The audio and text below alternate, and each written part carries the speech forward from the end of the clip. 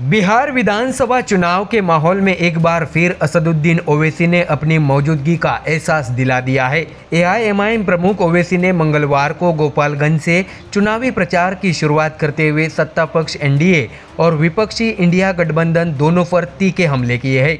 दर्शकों, बता दें कि ओवैसी ने सवाल उठाया कि जब बिहार की 17% आबादी मुसलमानों की है तो राज्य में कभी कोई मुसलमान मुख्यमंत्री क्यों नहीं बना।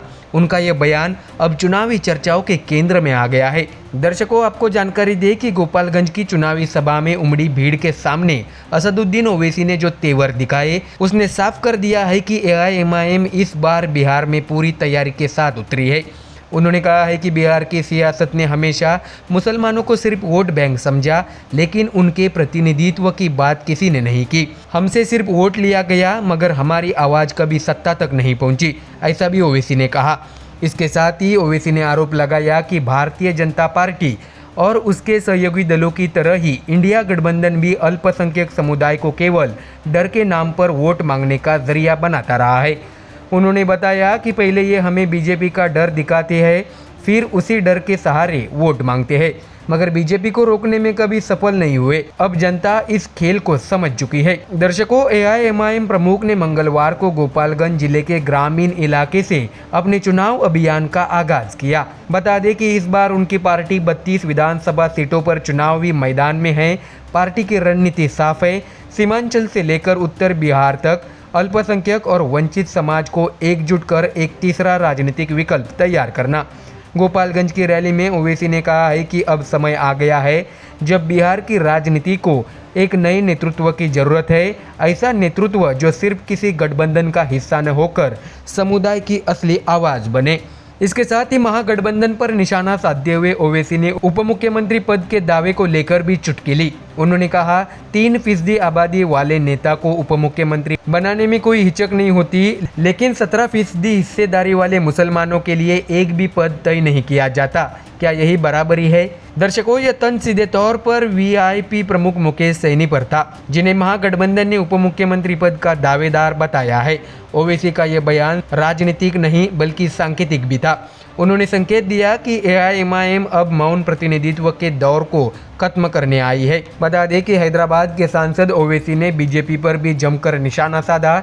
उन्होंने कहा है कि एनडीए सरकारों ने धर्म के नाम पर राजनीति की, जबकि विपक्ष ने उस राजनीति को रोकने की बजाय उससे लाभ उठाया। सत्ता बदलती रही, लेकिन हालात नहीं बदले।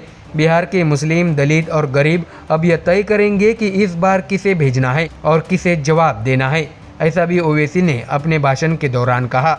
ऐसे में दर्शकों, ओवैसी का मिशन इस बार साफ है, मुस्लिम वोट बैंक को अपनी ओर मोड़ना, दलित और पिछड़े तबकों को जोड़ना और दोनों बड़े गठबंधनों के समीकरणों को चुनौती देना। सीमांचल के इलाकों किशनगंज, अररिया, कटिहार और पूर्णिया में एआईएमआईएम पहले ही प्रभाव दिखा चुकी है।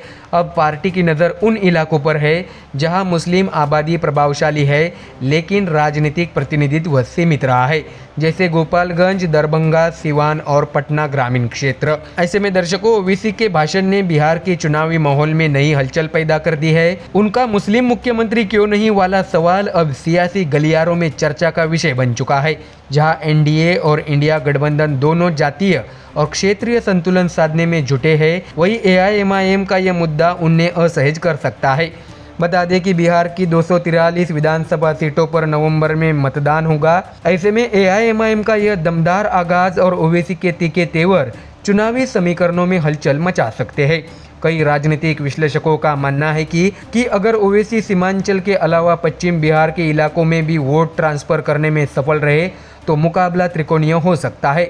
ऐसे में दर्शकों, गोपालगंज की रैली से शुरू हुआ यह अभियान अब सीमांचल और मगध के रास्ते पूरे बिहार में फैलने वाला है। ओवैसी के तेवर और उनके सवाल बताते हैं कि एआईएमआईएम इस बार मैदान में सहयोगी बनकर नहीं बल्कि मुख्य खिलाड़ी बनकर उतर रही है।